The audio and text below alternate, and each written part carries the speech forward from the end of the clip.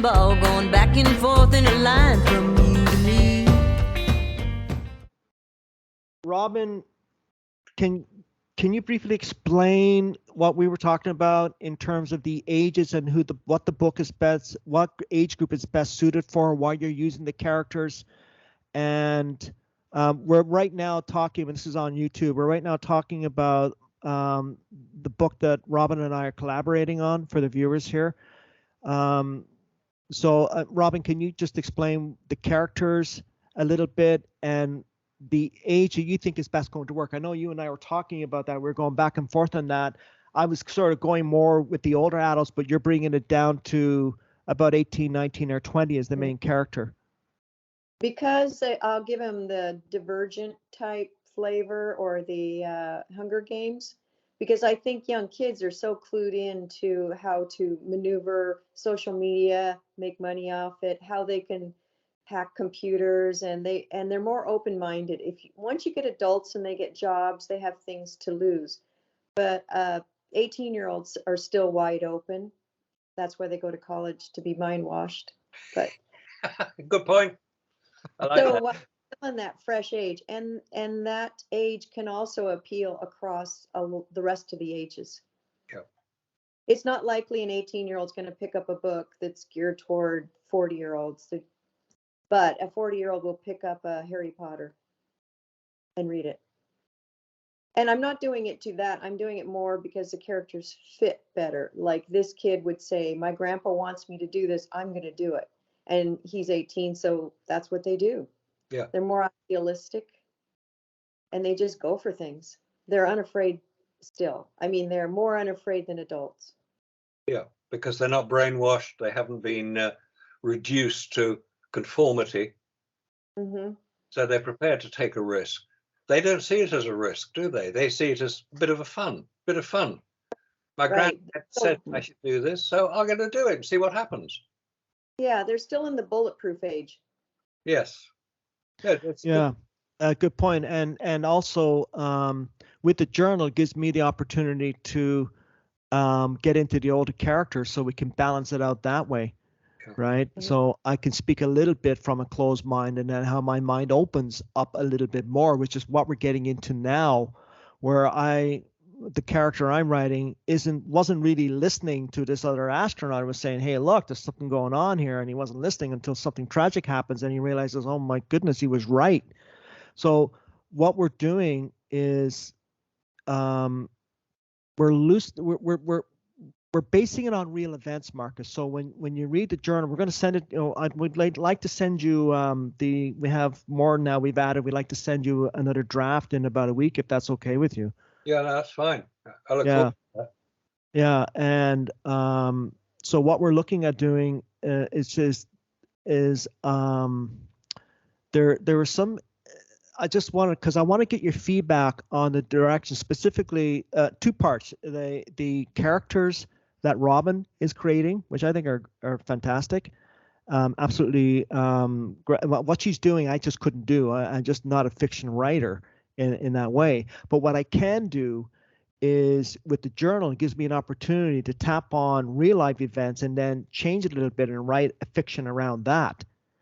And so that's kind of what I'm doing now with, for example, the Apollo 1 tragedy. I put a version of that in the journal, but I changed the name and the circumstances a little bit around that, and then what follows after that. So it is going to be based on, and the book on the back will say based on real events.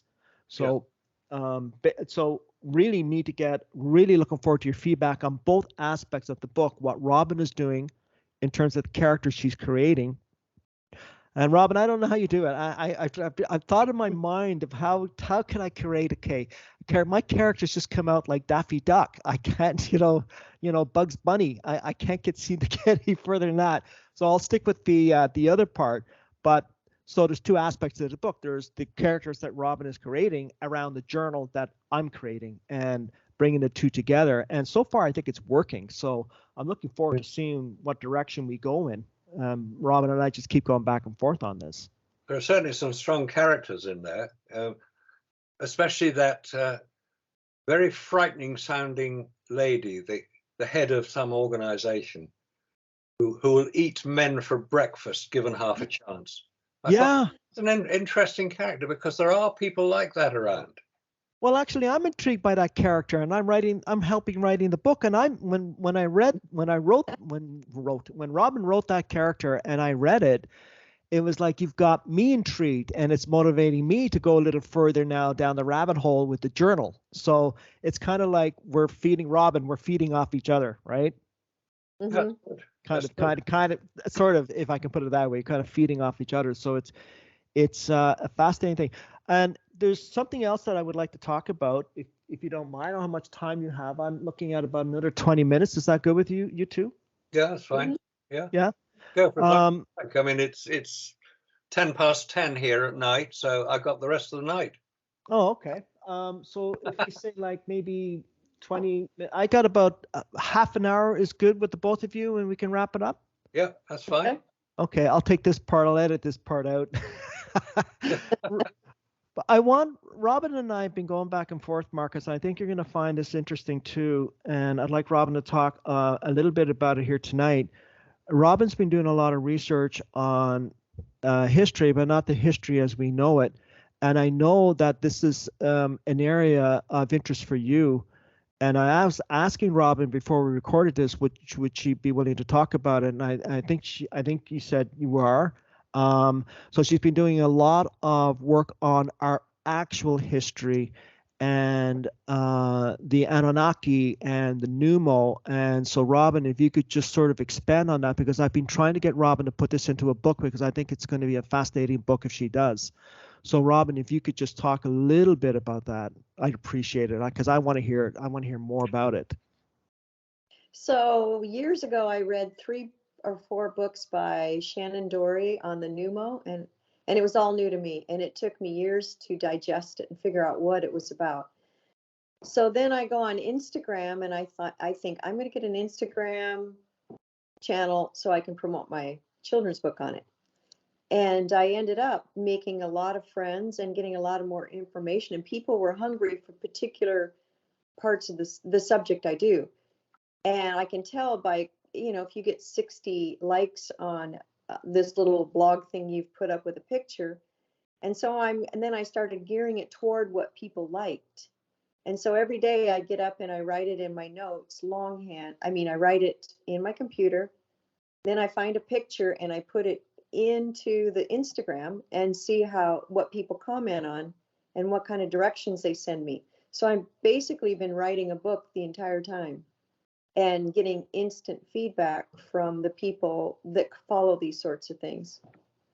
And one of their favorite things is what happened in the Southwest. Is Utah really Judah? Is it really where the Old Testament took place and was destroyed?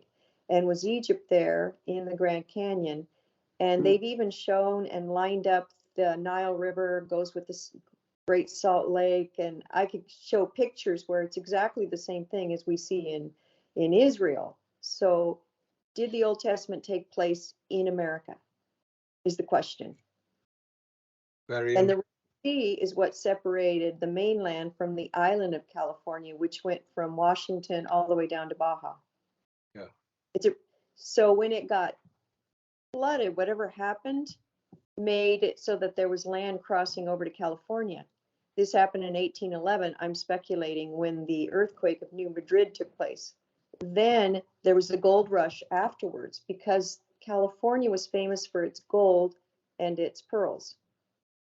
And people said they found nuggets just in the river, like you could just pick the gold up off the ground. If there was some kind of laser machine that somebody was using to destroy things and it melted it into nuggets everywhere, like statues, buildings, what if it did that? Would the gold separate and turn into nuggets if some event took place? So I've got this whole thing from 1811 on history. And there's the Queen of California, and her name was Califia, which they named California after. And Caliph means ruler in Arabic. And she had these griffins, which we could also call dragons, that she would ride, and they used them in war. They would pick men up and drop them, just like in the Flying Monkeys in the Wizard of Oz. And and who is the bad guy in the Wizard of Oz? The Wicked Witch of the West with her flying monkeys. So wouldn't that be a good story? Yeah. Interesting that Dorothy wore red shoes. And Dorado means gold. Or does it mean road? Door. Or follow the yellow brick road. Yeah.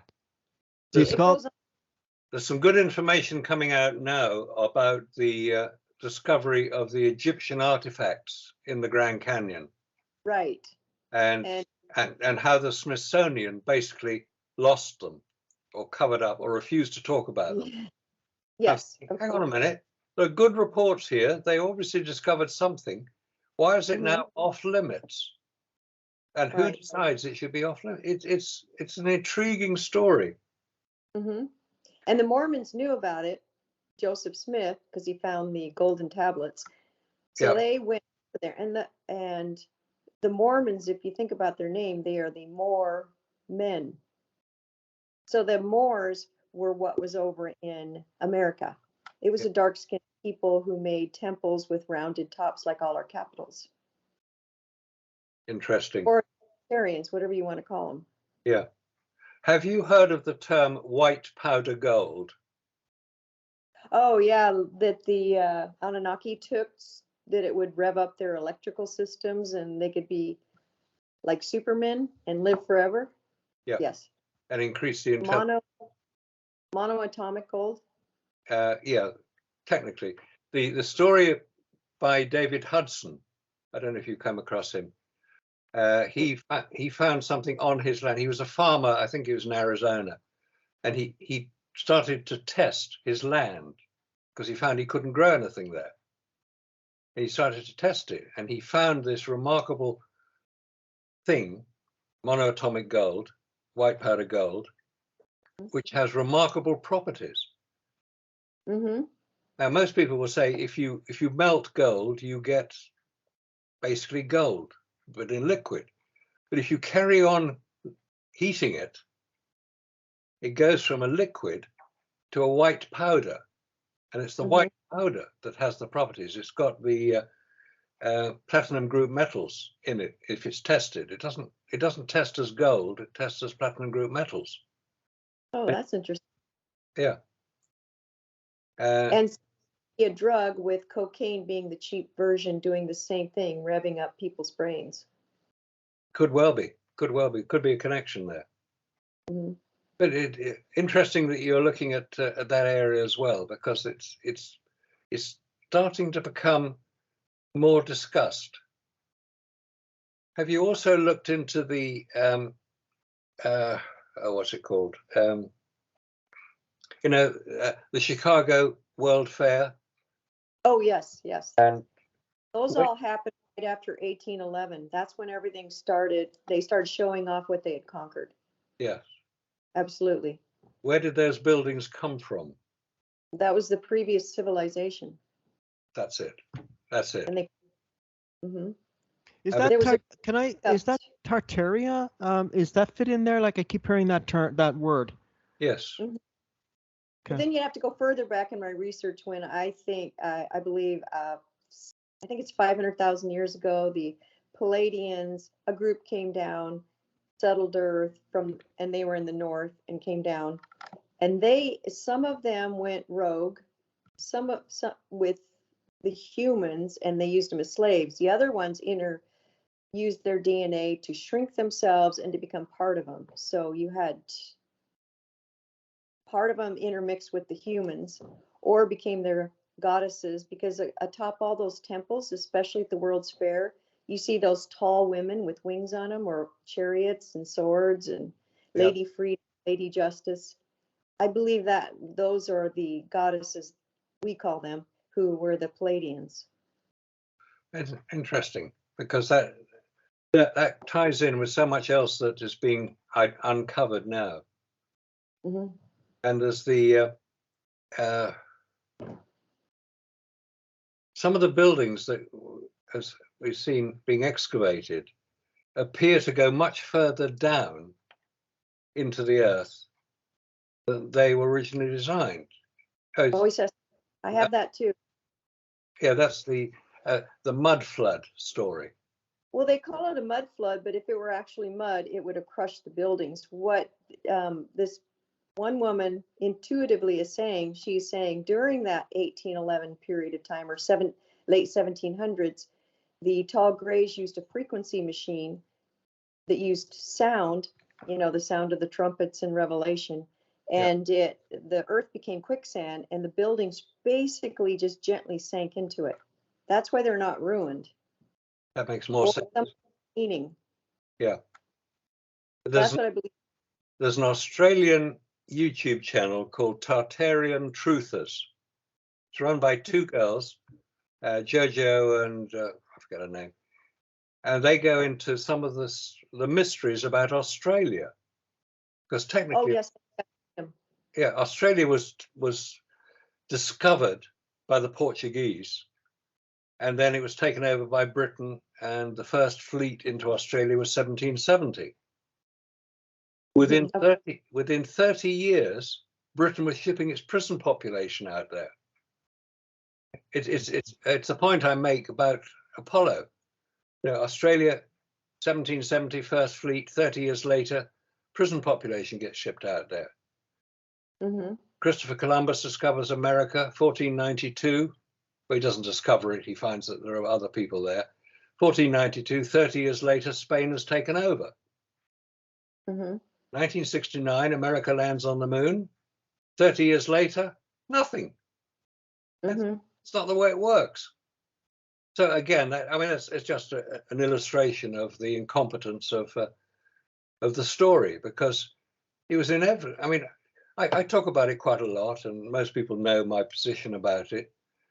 And I've yet to have anybody disagree with me. Mm-hmm. I'll sort of mention something. I show them that newspaper headline. I go to a group meeting, there's about 20 of us there, and I showed them that. Nobody questioned it at all, that America didn't land on the moon. It's received wisdom, because so much information has been uncovered. Isn't that, Marcus, the one of the points that the previous director of the Russian Space Agency brought up? That and I know that the defenders of the Apollo missions get really upset about this. Robin, I'm going to get back to you in a sec, but I just want to get this point out, that there has been no apparatus in place in the last 50 years for a moon mission, considering we went there. So if we went there, why are we going back? We've done that. Why are we doing it again? Well, what's the point? And there's no apparatus. There's been no building on that technology since the 1970s. And that's one of the first point, I think the first point that he was making, if I'm not mistaken, regarding the Apollo missions. Like, what was the point, right? And how come there has been nothing? I mean, everything has been destroyed in terms of technology and knowledge related to the Apollo missions. And he himself is saying that they need hard data from the United States government to prove that these missions happened. Yeah. Well, interesting. About 10 years ago, which is the time that is referred to in the article, about 10 years ago, I was interviewed for Russian television, Channel 1 in Moscow, apparently Putin's favorite channel. I was interviewed about the moon landings. And I said, more or less what you'd expect me to say. There's no evidence for it, nothing happened. And that was the point of, maybe this chap, Dmitry, watched that program and thought, oh, I wonder if there's something there. Let's see if we can find out information. And found he couldn't find out any information. So the idea that the Russians would have blown the whistle implies that the Russians knew what was going on. They didn't know what was going on, because the guy who was the driving force behind the Soviet space program, Sergei Korolev, had died. 1966, an operation that went wrong. It wasn't There's no conspiracy about it. That was the scientists who built what was that rocket, that huge rocket? What was that? The N1. The N1. Yeah. Sorry. And yeah, the N1. Okay. Elon Musk decided to try the same thing, put 30 engines or 32 engines in a big rocket. Yeah. Guess what? Blew up.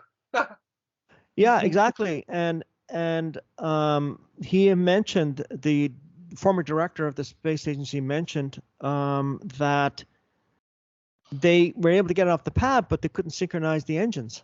Yeah. There was too many of them. And he said maybe we could do it today with sophisticated software technology. I don't know, but that was a big factor, and that kind of brought me back. Well, the Apollo missions and the 5 powerful engines that they were using in the Saturn V.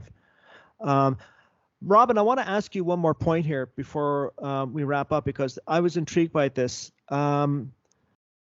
You've got to make you told me earlier, but you mentioned the 1812 overture and how that fits in with your research, and I think a lot of people would be fascinated to know there's another meaning behind that.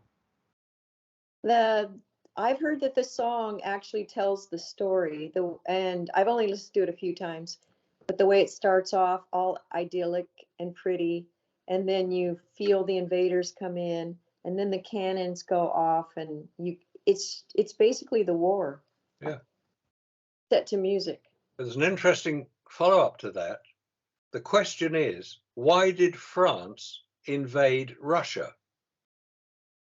Because that's what happened. That's what the 1812 overture celebrates, the defeat of the French invading Russia. But why did they invade Russia? I don't think they did. Sorry? I don't think that I think this was an entire world war at that time, like the Brits coming into the US at the same time. I think the whole thing was we were being invaded.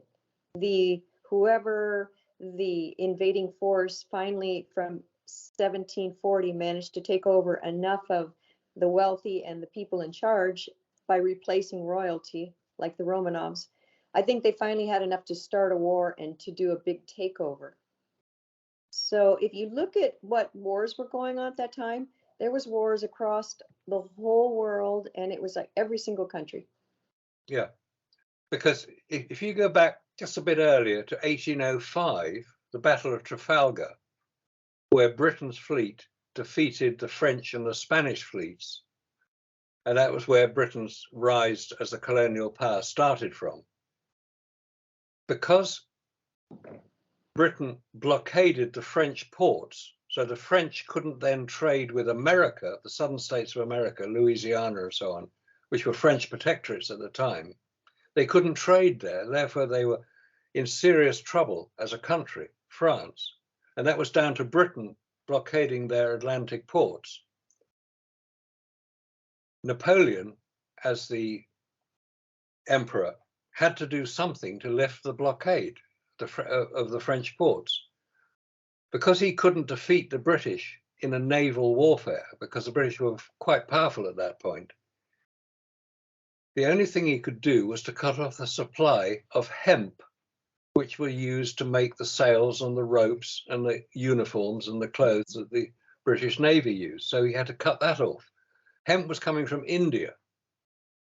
This is before Britain was in charge of India. So he had to stop that supply. The hemp was being transported overland from India into Britain, across Europe, and through Russia. It was coming through Russia as well. And it was then shipped into Britain. That was why he had to invade Russia, to stop the supply of hemp to the British Navy. That's the story I have. But he failed because Russia has a great ally. It's called winter. As soon as winter comes down, Russia is basically defended by the weather. Because the Russian winter is quite severe. And you see these tragic pictures of the French army retreating from Russia, basically with no arms, no supplies, because nobody would feed them, because nobody liked the French then. They still don't, but that's another story. And then Napoleon lands up at Waterloo, which is in Belgium, and gets defeated by the British again, shipped off to Elba, where he dies. Mhm. It's supposed that he was poisoned. One of my previous businesses was to do with hair analysis, this stuff. And you can tell quite a lot if you analyze it to molecular level, what mineral content there is in the hair, which is in the body, because the hair is a record of what the body has. And somebody found a lock of Napoleon's hair and tested it, and it was full of arsenic. The idea that he'd been poisoned. No, he hadn't been deliberately poisoned. He was living in a room in this villa in St. Helena where the wallpaper was made using arsenic as the binding agent, and that had leached out into the air, and he breathed it in and it killed him. So the British had nothing to do with it. It was just bad. Oh, well. But it makes a good Just story. wallpaper. So do you think though, like it's fascinating. This subject is fascinating to me because I'm getting from Marcus some really good history on some of the details. But and Robin, you're looking at sort of from a revisionist point of view, if I can put it that way. But Russia seems to be a central theme here, is what I'm getting at, and we're seeing it again happen today with Ukraine, and again Russia the central theme, and it just seems to me that there is some unwritten history here, if I can put it that way. We seem to be at a very pivotal moment in our humanity, what we're seeing, what is happening now. And I'd like to get both your, before we wrap up, I'd like to get both your opinions on this. Marcus, what do you think is going to be the outcome here? Because I'm hearing World War III. Do you think that there's going to be a thermonuclear exchange? Do you think it's going to go that far? No, won't happen. Can't happen. Nuclear bombs don't just go off anywhere. You can't just drop them out of an aeroplane, big bang, everything's dead. No, it doesn't happen that way. A nuclear bomb has to be very specifically targeted at a very precise physical location on the planet's surface, and it will only explode at a very specific time. Relative, it's a complicated formula, is related to the angle of the sun above the horizon at that location, the reciprocal of the speed of light, and various other complicated aspects of it. Now, the reason we know this is because only 2 nuclear weapons have ever gone off in anger, Hiroshima and Nagasaki. When the Hiroshima bomb was dropped, the pilot of the plane that flew it, the B-29 bomber, a chap by the name of, what's his name? Oh, it doesn't matter. The pilot of the plane, the first message he transmitted back to Guam, where they flew from, was, "We got it to within 1 second." Why was the timing so important to be that close and that accurate? That's right. Bomb will just blow everything in its path. The Nagasaki bomb. That Nagasaki was not the prime location for that second bomb. The prime location was Kobe, an industrial center. Nagasaki was a relatively minor location. The plane that flew the same B-29 bomber, it flew it. They went to Kobe first. It had cloud cover, not unexpected in Japan. So they then flew to the secondary target, which was Nagasaki. Nagasaki's 20 minutes flying time from Kobe. Why did they wait 3 hours to drop the bomb? They circled for 3 hours. Are you serious? Like, okay, that's what I was going to ask you. They actually waited 3 hours in the air. In the air. They circled. Yeah. I didn't know that. Yeah. At Nagasaki, the second detonation. Yeah. So they had to wait. So what you're saying is that they had to wait for a specific time for that geographical location. Yeah. Given the position of the Earth in juxtaposition to the moon and the sun, for that bomb to go off. That's right. Yep. Exactly. Now, that is confirmed by the French nuclear tests that were carried out in 1996, I think they were. They were the Murarura Atoll, quite close to New Zealand.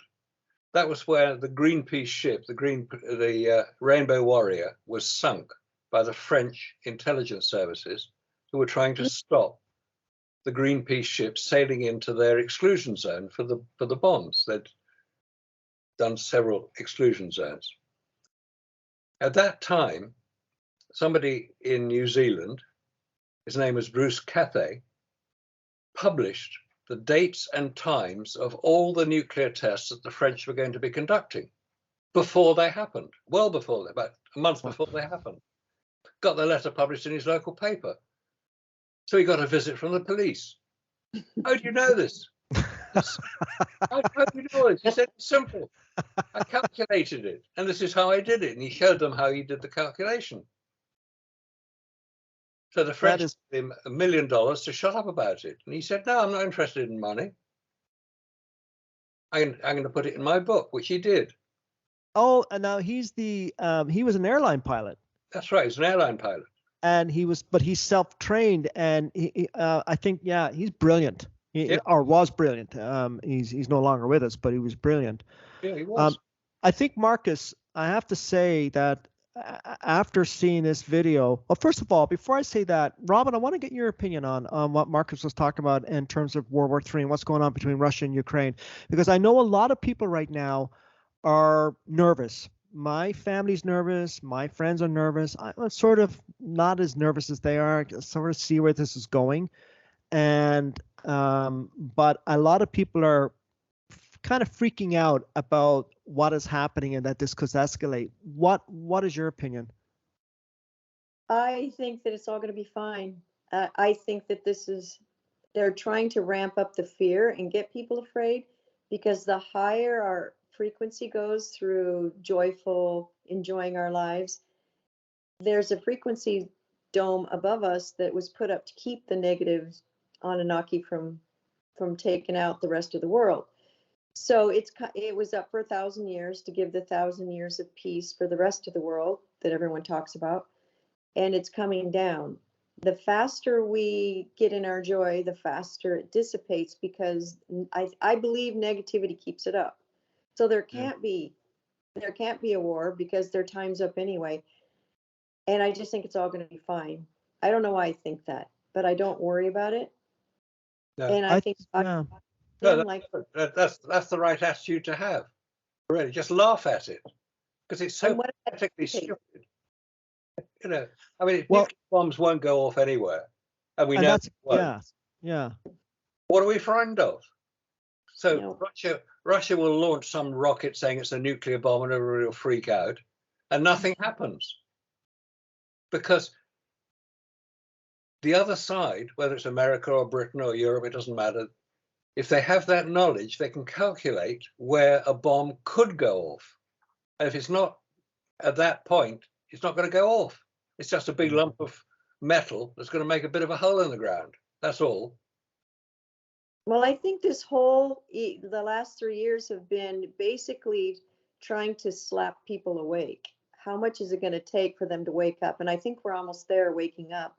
And as we wake up, the spell's broken, and our minds will open up to what is really going on, and we'll laugh. It's like the clown in the second installment of It, where the kids make fun of him and he shrinks until he's gone. Remember that movie? That's what we're looking at right now. We're just, when I'm on Instagram and stuff, and you get some of this darkness coming through, people laugh at it. And they make fun of it, and they make up memes, and they make up songs, and the kids are not taking it seriously. What's happening now, I think, is that very precise thing that 45 said: show, don't tell. Mm-hmm. People have to be shown what is going on. You can tell them what you like. They may believe it, they may not believe it, but if you show them what's going on, you bring people out into the light, and you show what's going on, they're just hollow caricatures. They have no power at all. Well, I And think if too. it's Sorry, go going to ahead, hit our Robin. Sorry? we're getting hit in our pocketbooks. Our kids are threatened, and those are the places that are really going to wake people up. Oh yeah. That overcome their fear of the government. It's like, you've touched my kids, Yeah. and I have. Okay.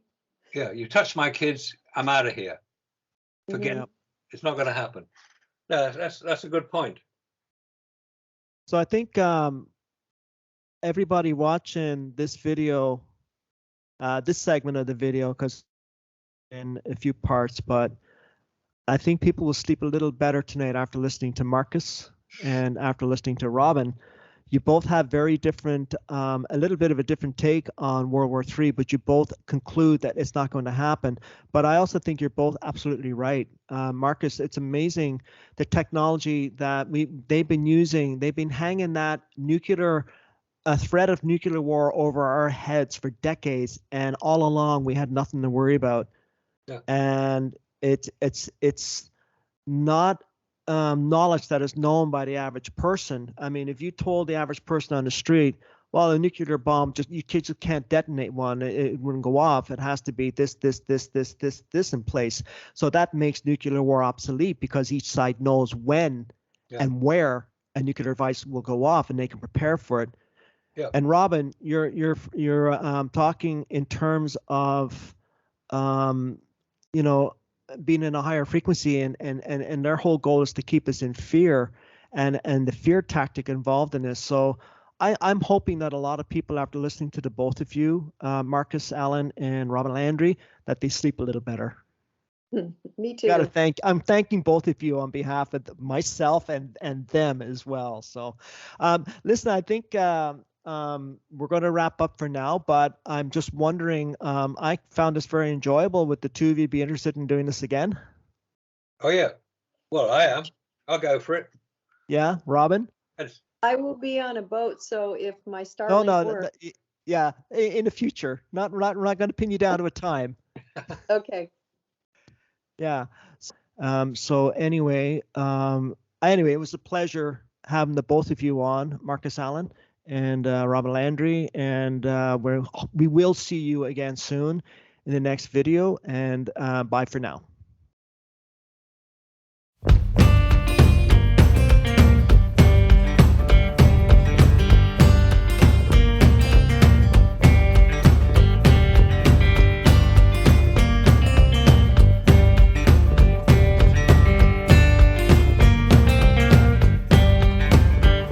Your love's just like a wrecking ball going back and forth in a line from